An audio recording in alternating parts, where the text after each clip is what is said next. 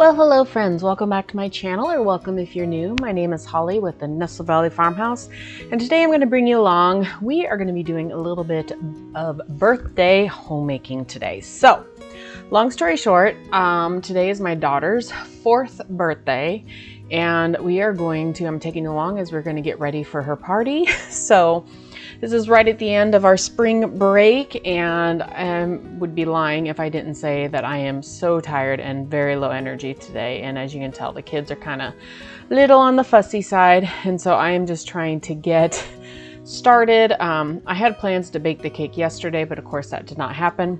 But I thought while I get ready, kind of talk about our birthdays and just kind of just large family birthdays in general, kind of talk about what my thoughts are on a lot of new birthday traditions, or just kind of the way birthdays seem to go nowadays. So we always start our birthdays. We used to do biscuits and gravy. I still have that for my birthday breakfast, but when it's like with the kids, I don't know. It's a lot of work. So I've kind of switched them over to birthday pancakes, where I just do my regular pancake mix.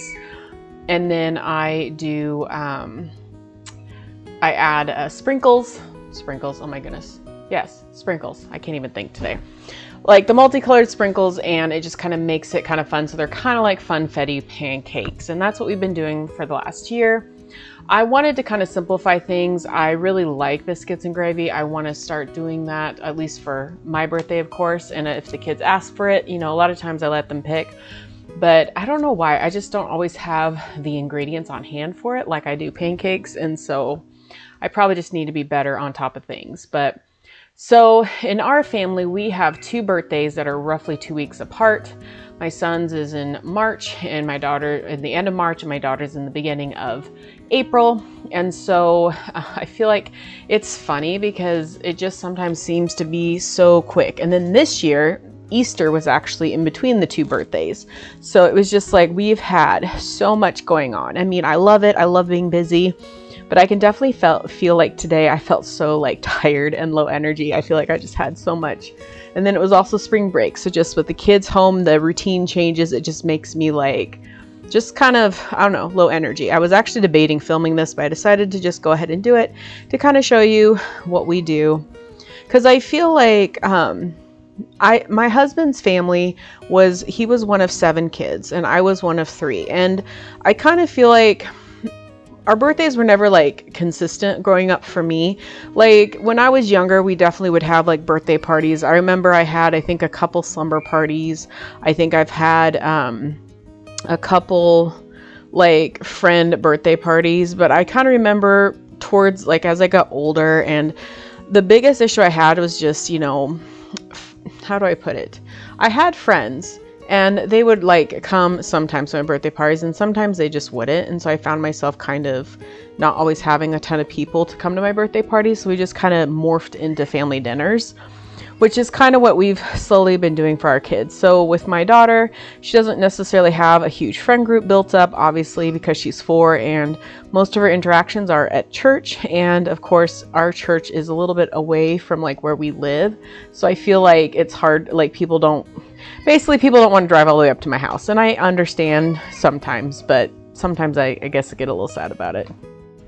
Yes, I want to back up real quick and talk about my son's birthday and kind of my final thoughts from that. So we decided, this was my son's first year in school, so we decided to do a school party, I guess, like where we invited all the kids. We had it at our house because of like, as much as I would have liked to, there's like a place around here.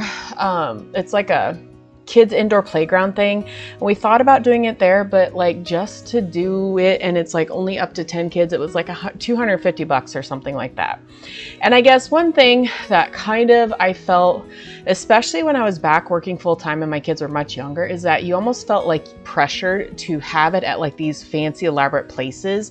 And I feel like people like would not come unless it was like at one of those fancy places, because obviously like it just felt like parents just like, it wasn't worth their time unless it was like, a cool new experience for their kids or something like that. And I don't necessarily blame them for that, but I guess sometimes it kind of makes me feel a little bit frustrated. So we had 2 friends, 3 RSVP, but only 2 showed up to my son's birthday. And it was really fun because, you know, he got to play with some other boys. We don't have a lot of boys in our family. And my husband made these cool shields. His company, like friends at his company used their CNC machine and like made these cute cutout shields out of some sort of wood product. and the kids got to decorate them and they had a blast.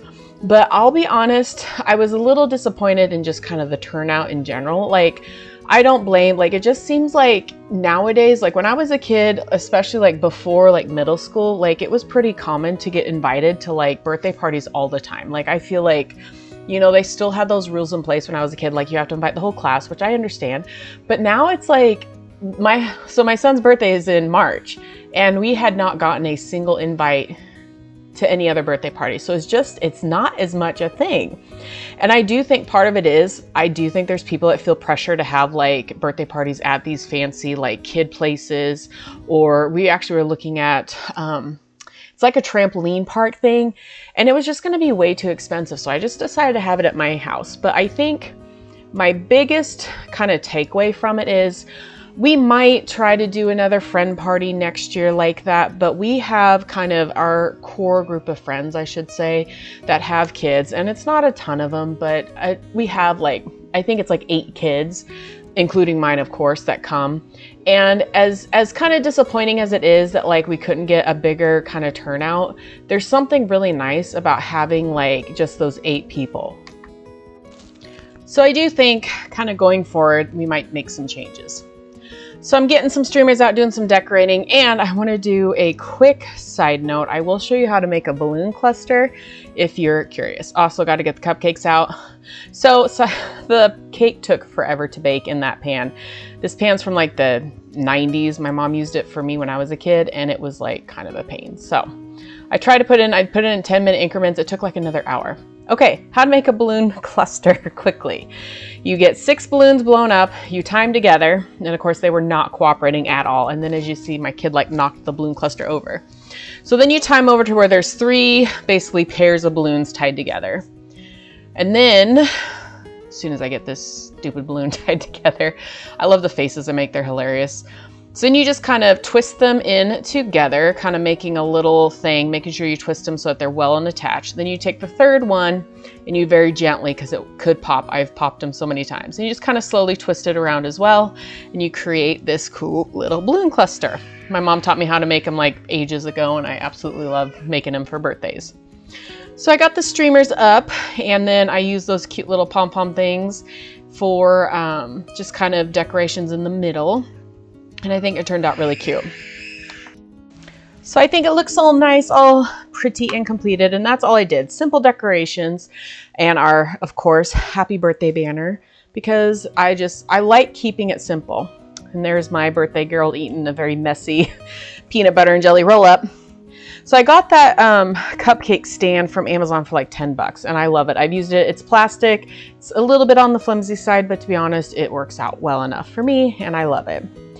So now I'm just making buttercream frosting for the cake that I will be decorating.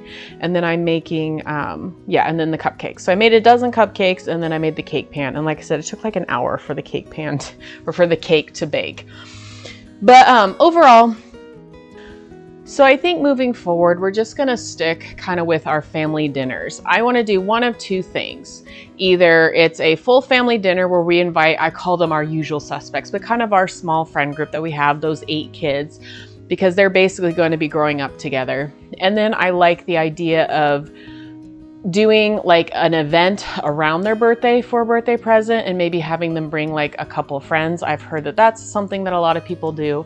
I just really want my kids to be celebrated each birthday. That's like what's the most important to me. Make sure that they are enjoying like kind of their birthdays. I want them to feel special each day. I don't know why. I guess part of me feels like I have to have like this all figured out for like the next 10 plus years, but realistically, I probably don't. They're probably just going to appreciate some special attention taken. And of course, some years we might be able to afford to do more and do one of those fancy, you know, kids play places, parties. Then other years they're going to be simpler, where we have parties at home. But I always try to make their cakes. That's always been kind of something that I've tried to do that I really like doing. And this time I'm making a Barbie cake, and I am Never made one, never decorated one before, and I'm actually using fondant, which I'm not a huge fan of, or sorry, I'm not comfortable with. I haven't really used it that much, but it was kind of fun to practice. It did not turn out perfectly, but I did like how it turned out. Also, my baby girl wanted everything pink. That's why you see everything's pretty much different shades of pink, because that was all homegirl wanted this year. So I'm kind of using the fondant for the first time. I'm putting it around the bodice. So as you can see, the cake pan is almost a little on the short side. So I put like a cupcake around her waist to try to like build it up a little bit. I'm not really sure. I guess I didn't necessarily have to do the cupcake, but I needed to figure out the fondant. I think next time I think I'll do the fondant a little bit differently, because this time it was kind of more so just kind of, I don't feel like I planned it out as well as I should have, but I also was like kind of pressed for time because this is like 3 PM and people are coming at 6, and so I'm trying to like get it all done and make it all look all cutesy. So, but I think it turned out kind of cute. It's definitely like not perfect. It definitely doesn't look like a professional job, but I don't know, that's half the fun though. I'm kind of learning to work with different things, and I feel like it's kind of helping me learn and grow as I'm learning to work with the different things. So put some sparkly glitter sprinkles on it, because why not? But overall, I think it turned out really cute. So that's the final product. I used a skipper doll because they say that they're shorter so it fits in the cake better, but I don't feel like it fit any better. I think all Barbie dolls are now the same height. I don't know, it's different. And then of course, I just put a little dollop of frosting on the cupcakes, put them on my cute little cupcake stand. And so now I'm just getting the table set up for the birthday party. And yeah, and then I'm just gonna make the goodie bags. But there's something kind of nice about, this is one of the things that is kind of nice about having a large family. Like there are 5 kids in our family. These girls and boy have 4 other siblings that if nobody comes to their birthday party, there's always going to be people there. I guess that's like a deep-seated fear that I have, is that my kids will throw a birthday party and nobody will show up. And so I kind of feel like that's something that's been kind of nice about having a large family, is that they're still going to get celebrated. We're still going to do something special for them. We're just not, you know, it may not be what the world standards are, but I really enjoy, you know, watching them. And I love planning out these little parties. And as you can see, I made the Barbie. I did my best. She's kind of got a weird chin, but I did the Barbie silhouette on the goodie bags. And I don't know, I had a lot of fun with this. We kind of did a little pink Barbie theme. And Freya tries to get a cupcake, and I told her no, so that's why she gets very upset. But I was like, no, you cannot have them yet. It's not time. But she had a great birthday. I think she felt celebrated. She felt very excited to have, you know, all her friends there, all the people that she's known her whole life. And it's just, I don't know, it's a lot of fun. So here is the birthday party all set up, ready for guests. My husband is picking up the pizza. We just did pizzas and salad and a little bit of breadsticks and just made it a really simple birthday. And honestly, it was so much fun, and I'm glad that simple birthdays, there's nothing wrong with a simple birthday, is what I'm trying to say in all this, I guess. Whew, I am so tired and worn out, but I'm so happy how everything turned out. So now I'm going to go enjoy her birthday. Thank you so much for watching. I'll see you in the next video.